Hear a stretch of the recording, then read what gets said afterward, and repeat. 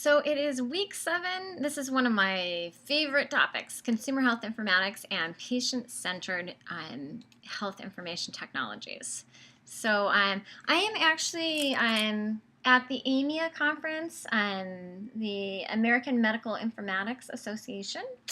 Bill and I are actually both here at this meeting. This is a really exciting time of year. It's where folks in medical informatics come together and share the latest research. So I have been lucky enough to be able to help run a workshop on interactive systems and healthcare over the weekend that focuses extensively on consumer health informatics. So I hope to be sharing some interesting research with you all, and as well as from that workshop, as well as from new tidbits I'm learning here at the meeting.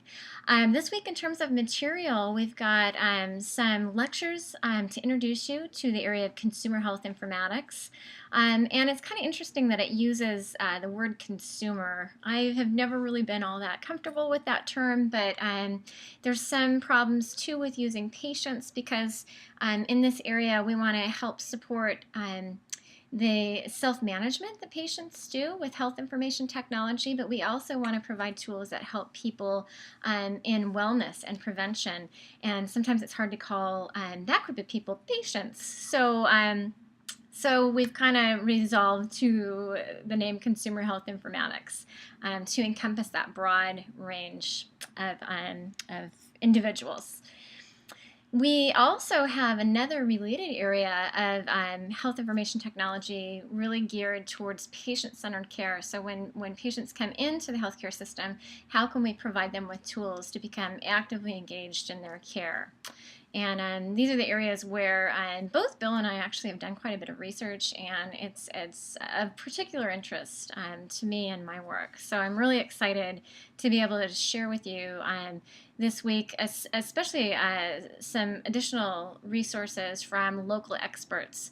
So in the readings, we have some work on patient-reported outcomes from Donna Berry, and this is work actually that Bill has been heavily involved in the last 10 years or possibly more. We also have a paper that Bill and Jan Flowers wrote on consumer empowerment in healthcare. In the context of the growing trend of social media like Facebook and how that's shaping patient empowerment. I also added a paper by that Wanda Pratt, my advisor, and I did, looking at online health communities. This is an area that I've done quite a bit of work and wanted to share that with you as optional reading material. And another one by Swan, who is also looking at how to leverage participation of patients and consumers on the internet to try to facilitate research studies, which I thought is really pretty interesting. We also have several videos. We included a video that Donna Berry did that explains some of the work on her ESRA-C patient-reported outcomes tool. And we have some other folks from the university, including Heidi Crane, also talking. She calls it a fireside chat, which is kind of cute in the video, and talks about patient-reported outcomes. I also included an interesting person, Dave DeBronkart, who has become known as ePatient Dave in the world of consumer health informatics. And he did a very nice TED Talk, and he's really become a very inspirational person to many patients out there in terms of becoming empowered and taking part, a greater role in your healthcare. And so that's a really interesting video that I wanted to share with you that he did a TED Talk for. I also included a longer video from Wanda Pratt on the HealthWeaver system. This is a personal health information management system that I worked with Wanda on in my dissertation here at the University of Washington. And that's optional. It's a long video, but I think it's some really interesting work that looks at needs of patients when they're away from the clinic. And in this context, we were looking in oncology and the kinds of work that breast cancer patients do, that 90% of the time that they're actually not in the clinic, and how we can use health information technology to support those needs.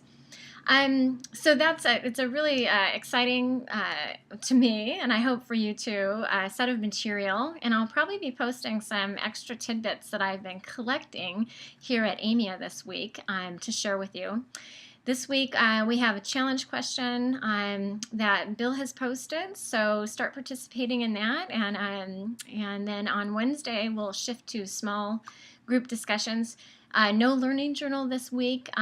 We will be grading Learning Journal 3 and get those scores back to you soon. We're really impressed with the Learning Journals. Again, Bill, I just wanted to reiterate that Bill had sent out an email that clarified some of the grading questions. Just to let you know that a 2 is kind of the expected satisfactory grade, and if you're getting 2s, that's fantastic. That's exactly what's expected. We're really enjoying the reflections that you're sharing, and we apologize that there was some confusion. I think for the first Learning Journal, we went a little easier on the grading scale. So we're really happy overall with the Learning Journals, and I hope that you all are getting some benefit and interesting reflections out of them as well. So I think that's all for now as an introduction to week 7, and I hope you enjoy your week. See you later.